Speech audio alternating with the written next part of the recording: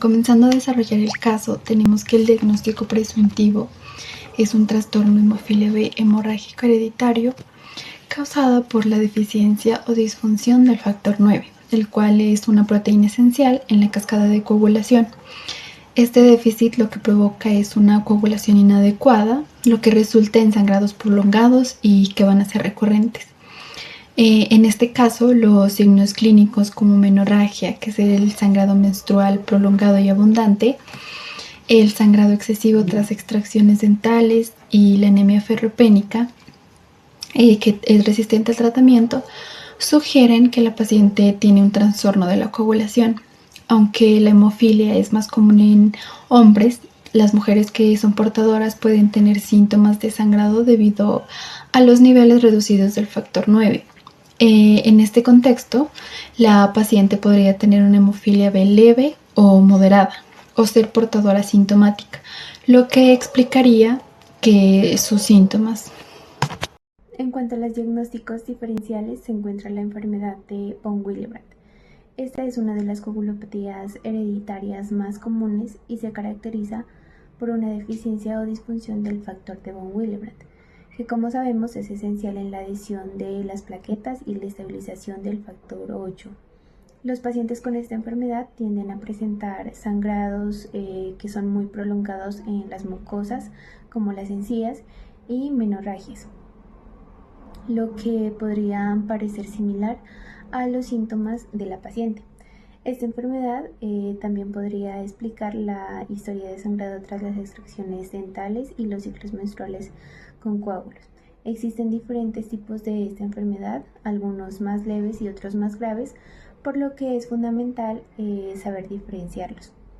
También se encuentran los trastornos plaquetarios o trombocitopatías. Si bien la paciente podría tener un número normal de plaquetas, es posible que estas no funcionen adecuadamente, lo que lleva a sangrados que son muy prolongados. Las trombocitopatías implican que las plaquetas no se adhieran correctamente al vaso sanguíneo lesionado o entre sí. ¿Por qué es importante indagar sobre los antecedentes hereditarios? Se puede sospechar de la enfermedad si hay antecedentes, dado que los hombres solo tienen un cromosoma X. Si heredan el cromosoma X con la mutación, pues van a desarrollar la enfermedad. En cambio, las mujeres que tienen dos cromosomas X son generalmente portadoras. Una de sus copias de cromosoma X puede ser defectuosa, pero la otra pues puede estar normal, aunque en algunos casos puede presentar síntomas leves. Hay dificultad pues para identificar las portadoras asintomáticas. Muchas mujeres pueden ser portadoras del gen sin saberlo, ya que es posible que no presenten síntomas evidentes. Sin embargo, conocer los antecedentes familiares pues puede alertar al médico de la posibilidad de que una mujer sea portadora o pueda transmitir la enfermedad a sus hijos. Si hay antecedentes familiares de la hemofilia B, el diagnóstico puede realizarse pues más temprano, lo que permite una intervención rápida para evitar las complicaciones graves, como las hemorragias espontáneas o los problemas articulares. En los recién nacidos varones, si existe un historial familiar conocido de hemofilia B, se puede evaluar la deficiencia del factor 9 inmediatamente, pues después de que nace, para iniciarle el tratamiento preventivo antes de que ocurran las hemorragias peligrosas. En personas que presentan síntomas leves como los moretones fáciles o las hemorragias prolongadas después de lesiones menores, conocer que existen casos de hemofilia en la familia puede aumentar la sospecha del diagnóstico, llevando a la realización de pruebas más específicas, como medir los niveles del factor 9. Los antecedentes familiares permiten a las personas con riesgo de ser portadoras o de tener la enfermedad, pues tomar decisiones informadas sobre la planificación familiar.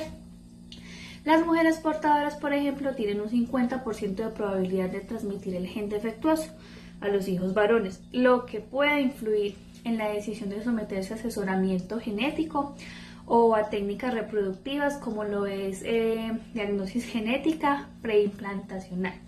La hemofilia B sigue un patrón de herencia recesiva que está ligada al cromosoma X, lo que significa que los antecedentes maternos son clave al indagar sobre la presencia de la hemofilia en familiares masculinos y mujeres portadoras en el lado materno de la familia. Se puede estimar el riesgo de heredar la enfermedad.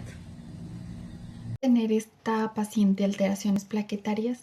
La respuesta es que no se espera que la paciente presente alteraciones primarias en la función o en el número de plaquetas, ya que la hemofilia B es un trastorno de la coagulación que va a ser debido a la deficiencia del factor 9, que va a afectar la hemostasia secundaria, la cual es la formación del coágulo de fibrina, mientras que la función plaquetaria está más bien relacionada con la hemostasia primaria, que es la formación del tapón plaquetario.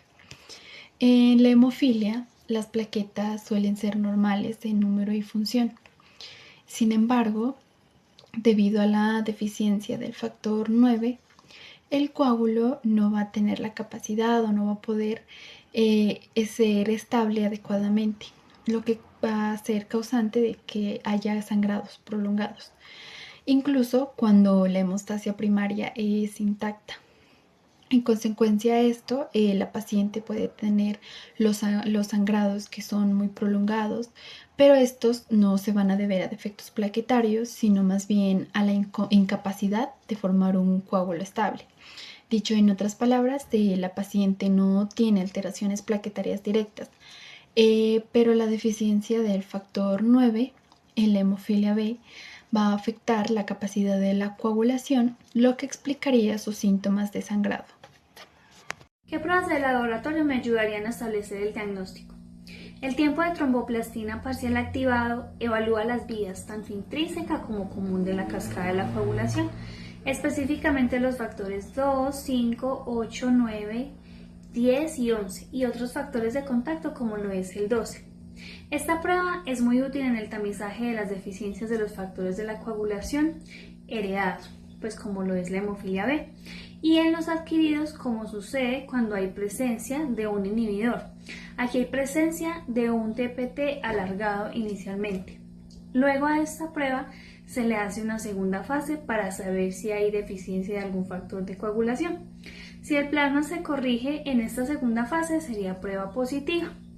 El tiempo de protrombina en esta patología está en valores normales, al igual que el tiempo de trombina. El sistema PFA200 simula in vitro las condiciones hemodinámicas de la adhesión y agregación de las plaquetas. Es una de las pruebas de tamización de trastornos funcionales de las plaquetas, trombocitopenia y la enfermedad de von Willebrand, que evalúa la hemostasia primaria y sustituye el tiempo de la sangría. Esta no es útil para el diagnóstico de la deficiencia de los factores de la coagulación, incluido pues el factor 9. Sin embargo, ayuda a hacer el diagnóstico diferencial en los pacientes hemofílicos leves o moderados que solo presenten epistaxis o la hemorragia de la boca, las encías, los labios, el frenillo y la lengua y sangrados con heridas leves o posquirúrgicos, en los que esta prueba resulta normal.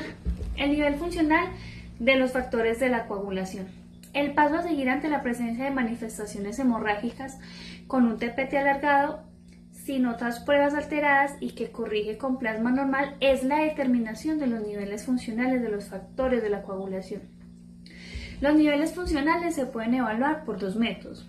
Uno es por la medición coagulométrica que determina los factores de la vía intrínseca y común utilizando la prueba de TP, y el otro método es por la medición cromogénica de la actividad de los factores 8 y 9 en el plasma. La tromboelastografía, esa se utiliza para evaluar la función de la coagulación integral. La técnica mide y muestra gráficamente los cambios en la viscoelasticidad en tiempo real de todas las fases y desarrollo y resolución de los coágulos. Permite documentar gráficamente las distintas etapas de la coagulación, la formación de fibrina, la retracción del coágulo, la agregación plaquetaria y la lisis del coágulo. Esta técnica es ideal en los casos de la hemofilia B cuando existen discrepancias entre el fenotipo del laboratorio, severa, moderada o leve, y la gravedad de las manifestaciones clínicas para una mejor comprensión de la heterogeneidad de la hemostasia de sus pacientes, la cual también puede tener un origen multifactorial. Asimismo, tiene utilidad en la planificación de una profilaxis adecuada a largo plazo y en el monitoreo de las nuevas opciones terapéuticas de la hemofilia B. Confirmación con el estudio molecular que demuestre la mutación en el gen F9. El diagnóstico de la hemofilia B se establece por el nivel de actividad del factor 9, pero se puede confirmar por medio de un estudio molecular en los casos hereditarios. La prueba de secuenciación es actualmente el método de elección para la caracterización de las mutaciones en F9, la cual permite una visualización directa de su localización y el tipo de rearreglo genético involucrado. Este es el método diagnóstico de mayor precisión para la detección de portadoras con una confiabilidad del 99% y es la herramienta básica para el conocimiento de la etiología a nivel molecular que posee la enfermedad. El manejo principal de la paciente consiste en la administración de concentrados de factor 9, ya sea de forma episódica para controlar sangrados agudos o de manera profiláctica para prevenirlos. Este tratamiento debe ajustarse según la gravedad de los sangrados y las necesidades de la paciente respectivamente. Se debe continuar con la suplementación de hierro oral o intravenoso dependiendo de la gravedad de la anemia para restaurar así las reservas de hierro y mejorar la producción de glóbulos rojos. Este tratamiento debe ser monitoreado de cerca ya que la paciente ha mostrado solo mejorías transitorias, lo que podría requerir ajustes en la dosis o frecuencia. En cuanto a los ciclos menstruales prolongados y abundantes, se requiere un tratamiento hormonal como los anticonceptivos para regular los ciclos y reducir la cantidad de sangre perdida cada mes. En algunos casos también se usan antifibrinolíticos como el ácido tranexámico, el cual ayuda a estabilizar el coágulo formado, reduciendo el sangrado menstrual excesivo. Dado que la paciente ha presentado síntomas que son muy recurrentes a pesar del tratamiento, es de gran importancia realizar un seguimiento de los niveles de hemoglobina, hierro sérico y perfil de la coagulación. La respuesta al tratamiento debe ser monitoreada para realizar ajustes oportunos y prevenir complicaciones como una nueva crisis anémica o sangrados graves.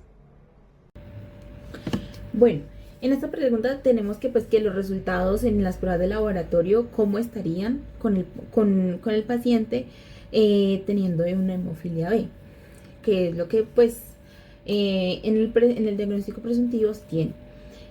Tenemos que en un hemograma vamos a ver lo que es esa hemoglobina, que puede estar un poco disminuida, por lo que puede haber un poco de sangrados crónicos que nos van a conducir a una anemia. También tenemos ese conteo de plaquetas. Ese conteo de plaquetas va a estar normal, porque en la hemofilia no afecta la parte plaquetaria, por lo que sino esa parte de la coagulación, por lo que las plaquetas estarían en ese mismo sentido normales.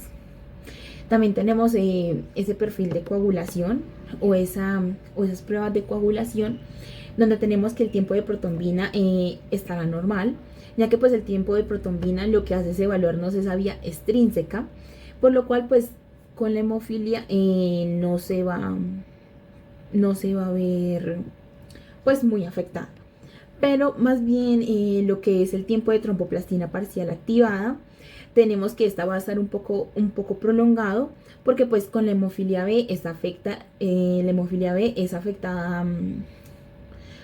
lo que es la vía intrínseca, por lo que debido a esta el factor por el factor 9 podría haber una deficiencia de este factor. También tenemos esos niveles de los factores en el que podemos tener que en ese mismo, como lo dije anteriormente, en ese examen del factor 9, ese factor lo vamos a encontrar un poco disminuido. También que esta prueba nos ayuda a comprobar si es una hemofilia B. También tenemos lo que es el factor 8. Ese factor 8 lo vamos a tener normal, y esto es lo que nos va a ayudar a distinguir si es una hemofilia A o una B, porque con el factor 9 va a estar disminuida, y por lo que nos va a entender que es una hemofilia B. Y como el factor 8 va a estar normal, no es una hemofilia A, por lo que correspondiente a la patología del paciente, con el factor 9 es una hemofilia B. También tenemos pues en unas últimas pruebas podemos tener lo que son esas pruebas, esa función plaquetaria, la cual pues como lo dije al principio en el hemograma estarían normales porque pues la hemofilia B afecta solamente lo que es la parte de coagulación, más no de las plaquetas. Bueno, tenemos en ese tratamiento que se le puede dar al paciente, tenemos lo que es ese tratamiento de una terapia de reemplazo del factor 9.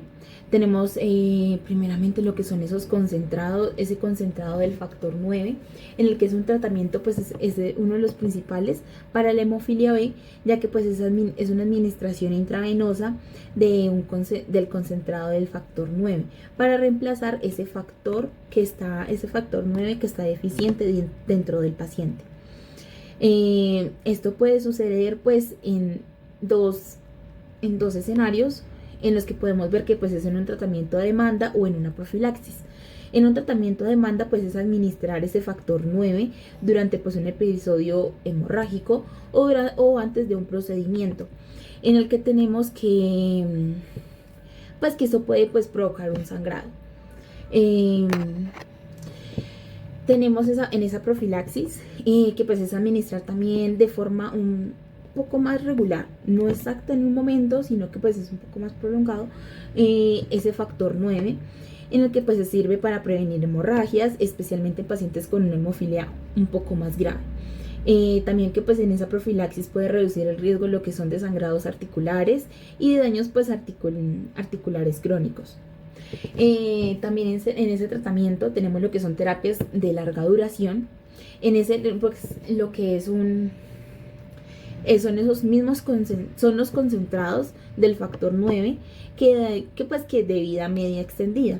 Lo que pues estos productos o como vienen nos permiten lo que son intervalos un poco más largos entre dosis y facilitan lo que es el cumplimiento del tratamiento, lo cual pues es particularmente útil en pacientes cuando tienen una hemofilia severa, lo que pues necesitan pues de una profilaxis un poco más continua. También tenemos lo que es el tratamiento para sangrados un poco pues más menores.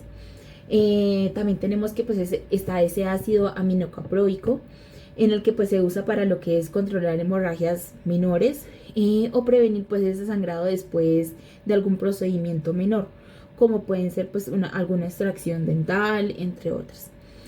También tenemos los antifirinolíticos, que pues estos también nos ayudan a estabilizar lo que son los coágulos y a reducir esa parte del sangrado.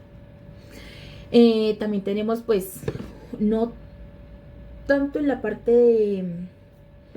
de medicamentos o de tratamientos, tenemos esa parte un poco más multidisciplinaria, en la que tenemos pues lo que es en fisioterapia, en la que pues si hay un daño articular debido pues a algunas hemorragias previas, tenemos que pues en fisioterapia se puede ser útil para mantener pues esa movilidad y reducir el dolor.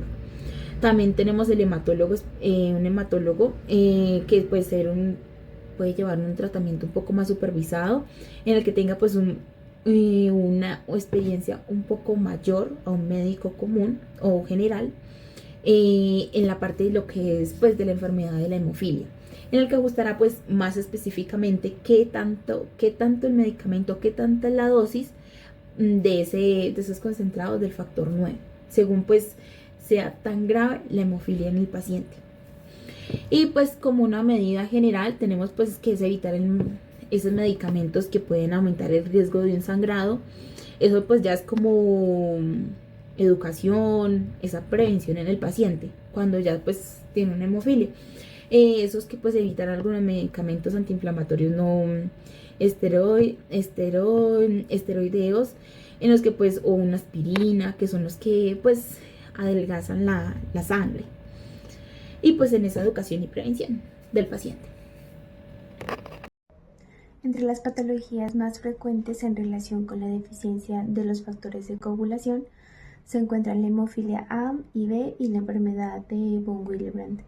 En cuanto a la hemofilia A, hace referencia a una deficiencia del factor 8, es la forma más común de hemofilia y se presenta con sangrados prolongados, especialmente en articulaciones y músculos. lo que puede llevar a una hemartrosis, es decir, sangrado en las articulaciones y daño articular crónico. Aunque se da principalmente en hombres, las mujeres portadoras pueden tener síntomas leves, como sangrados menstruales muy abundantes. Esta enfermedad se debe considerar en mujeres con antecedentes familiares de hemofilia, incluso si no se presentan hemorragias graves. En cuanto a la hemofilia B, hace referencia a una deficiencia del factor 9. Es muy similar a la hemofilia A, pero menos común. Los síntomas son prácticamente los mismos, con sangrados profundos en tejidos blandos, pero la deficiencia está en el factor 9 en lugar del 8. Aunque esta es una condición rara, es importante tenerla en mente, especialmente si los tiempos de coagulación sugieren un problema en la vía intrínseca de la coagulación. Por otro lado, tenemos la enfermedad de von Willebrand. Esta es la causa más común de los trastornos de coagulación hereditarios y afecta tanto la adhesión de las plaquetas como la estabilidad del factor 8. A diferencia de la hemofilia, la enfermedad de von Willebrand puede causar sangrados más superficiales. Es importante destacar que la enfermedad de von Willebrand puede ser de varios tipos, siendo el tipo 1 el más leve y el tipo 3 el más severo, lo que influye en el tratamiento y el pronóstico respectivamente.